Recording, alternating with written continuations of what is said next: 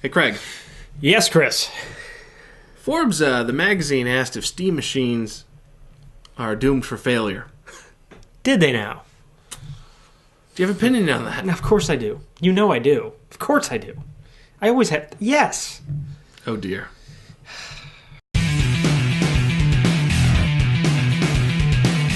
SteamOS doomed for failure. I just read the article, by the way. Yep. Doomed for failure. It's incredibly negative. It's almost like I feel like they were paid extra money by Microsoft to write it. We'll cover that later. Yeah, we'll cover that one later.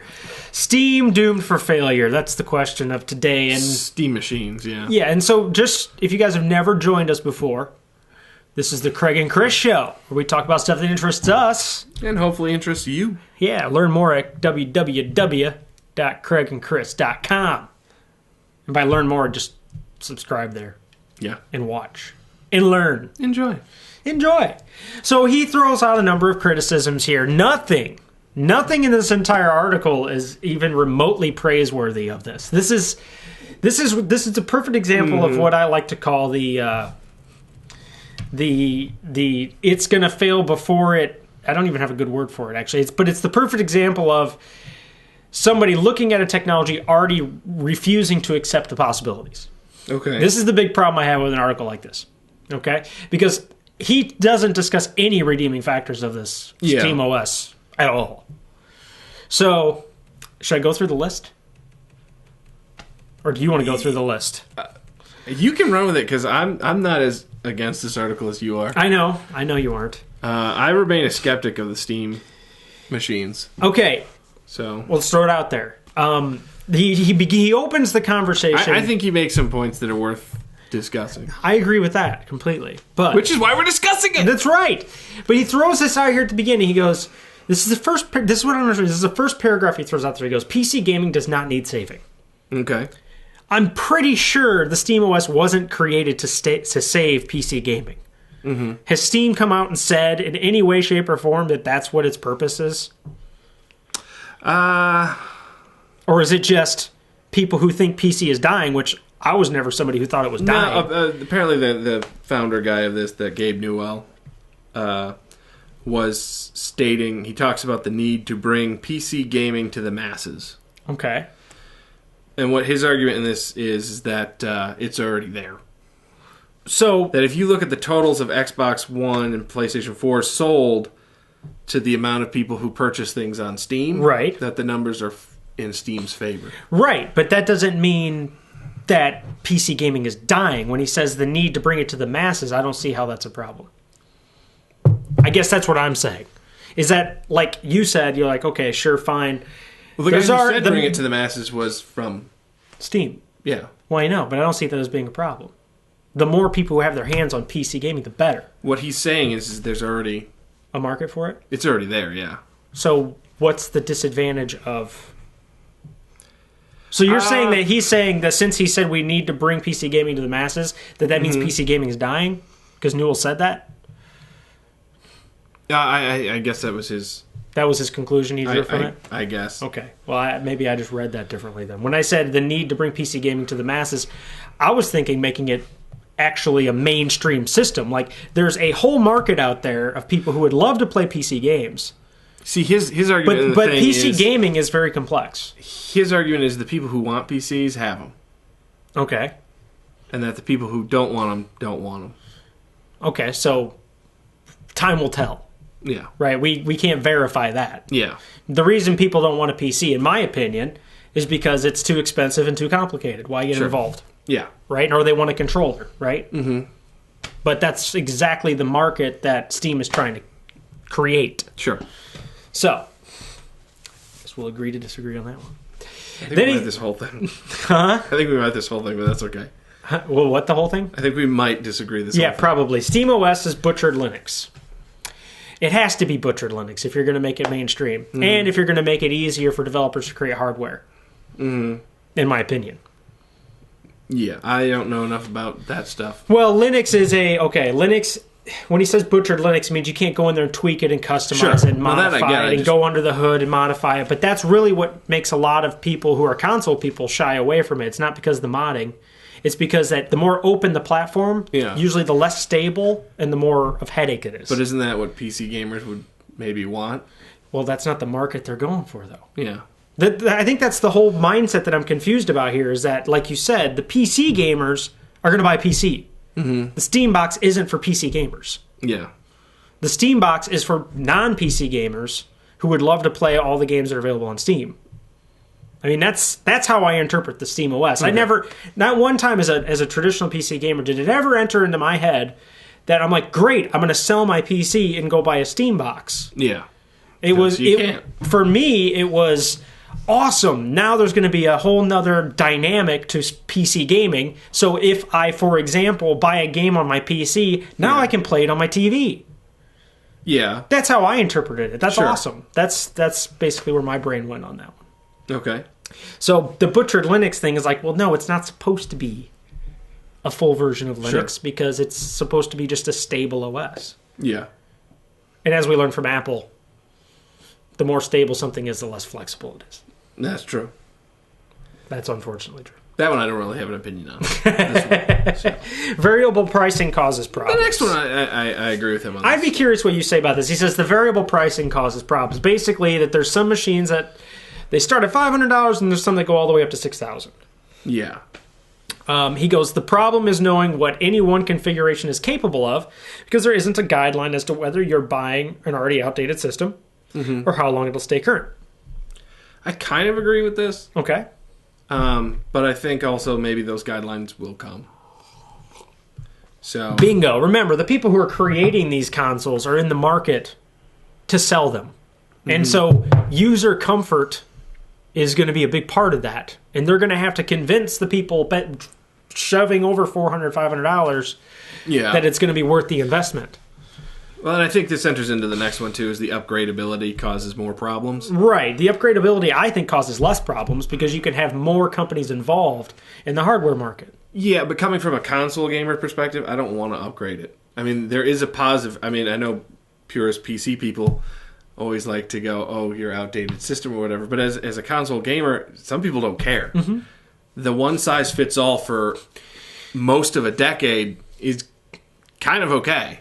Okay. Because you just run in, buy a game. You don't need to upgrade this or upgrade that. You just buy a game. Right. And I agree with that. That's one of the frustrating things that will happen. There's going to be a situation where they need to standardize how resolutions are going to be handled, how frame rates are going to be handled. That all just has to come. It's way too preliminary. But with the market that they're trying to get, is it going to work? I don't know. That's the question. But you can't draw the conclusion it's not going to work before it is implemented. And just because there's a few hurdles along the way, I think that there's easy solutions to this myself, okay? So, for example, what SteamOS really does, and I'm going to throw this out there because I love talking about how Android basically murdered the mobile market. Okay. With Android, which is an OS. In a good way? In a good way. Murdered in a very good way. Murdered in the positive way. What it does is it makes the hardware itself not tied to the company making the games or making sure the games are deployed. Okay. Hardware becomes kind of like just whatever you want to buy, great. You just need to install our OS on it, and our OS will run the games. Okay? Okay. So what it does is it creates demand for the best hardware possible because the experience of the operating system is the same across all the hardware. And it forces all these hardware companies to compete with each other for the best possible configuration, the best possible selling point, the best possible frame rates, basically what I was saying, with all these companies, they got to come up with a way to sell it to people. And we don't know how they're going to do it yet. Yeah. But this whole infrastructure here is built on the OS supply and demand principle, right? It's built on the same principle that made Android so successful. And now Android has surpassed Apple. Okay. What's going to happen is, this is what's going to happen. If Steam deploys it right, and they'll have all of the hardware vendors, the Dells, the HPs, the CyberPower PCs, all of them competing with each other for creating the best possible Steam box out there. Everybody wants one kind of thing. Yeah. The consumer, us, are going to win. Because we don't have to go to Microsoft to buy our game console. Yeah, no, I agree with that. We get to shop around. We're like, okay, well, they all run Steam. I agree with that, but there's also a certain thing to be said that when you walk in, you go, I'll take an Xbox, that you just get one thing.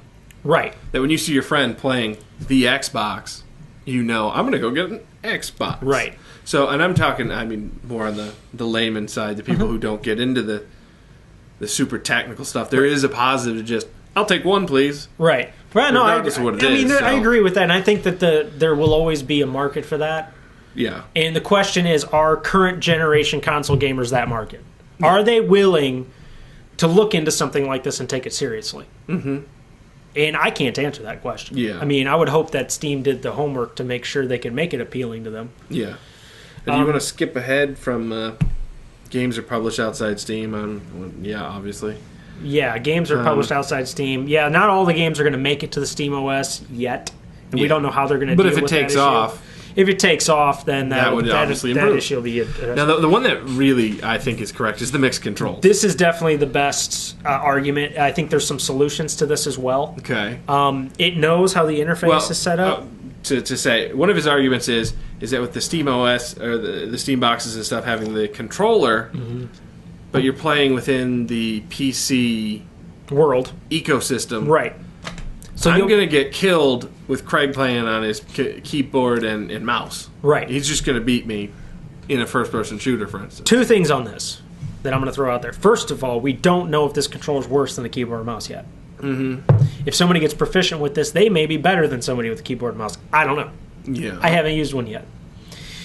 Second of all, it's not like Steam doesn't know what devices you're using. I'm wondering if they could come up with a matching system based on that. That's what he said that he'd think you'd have to do, is you'd have to have separate, or maybe it's an option. You just click and say, I don't care. Yeah, it could be. I don't know. So, again, there is a solution to it. But we don't know what it's going to be. But it is a good point, though. I mean, it is. It's a good point. You don't want to hands down get killed every time. But you can use so, I mean... a keyboard, too, so... It's an interesting article. I'm not saying that there's not a lot of problems that they do have to overcome. I mean, but it's so early. It's hard to write an article that says it's already failed. That's the part that drove me the most nuts about this. He does end it with, of course, he could be proved wrong. If you made it to the end of the article. But I could be full of crap. I did, because I kind of agreed with a lot of it. Well, I wouldn't say agreed with it. I mean, these are questions that I think need to be answered before, I believe. Yeah. I'm sold on the product. I'm not sold that it'll take off. What I like is it's really kind of just a big hype thing now. It's just a big marketing thing. Even Steam has come out and said it's going to be another year or two before. Yeah. Realistically, this is... I mean, you can go out and buy a Steam OS, Steam box. Can you even go buy one yet? Actually, now that I'm thinking about it, CES, they'll probably launch this year because CES had a whole bunch of them debut. So I'd imagine you can at least get the preliminary stages, but I know the controller was in beta just a couple months ago. Yeah. So there's still a lot of work to be done.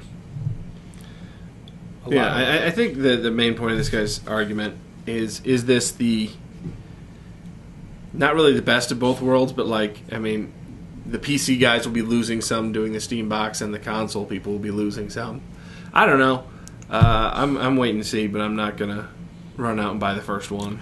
I think haters be hating. That's what I think. I think you're just hating on it. I think there's nothing wrong because it gets people people like us to talk about him. Yeah. Oops. That's fine. It was a good talk, everyone. It's good talk, people. Good talk. What are your guys' thoughts about the Steam OS? Is it a waste of time, or does it have a lot of potential? Or is it too soon to tell? Is it too soon to tell? I'm in too soon to tell camp. Yeah, I am too. I'm leaning more towards the optimistic because... I'm pessimist. Steam is just... God, there's almost nothing they have done wrong yet. I agree with that, but you have to prove survivability first. True story. I've seen a lot of cool stuff die. I could see myself buy a Steam box in conjunction with my PC. Personally. Yeah. Personally. I can if it works. Yeah. We'll see. Hashtag Craig and Chris. Hashtag Craig and Chris. And thanks, guys. And thank you.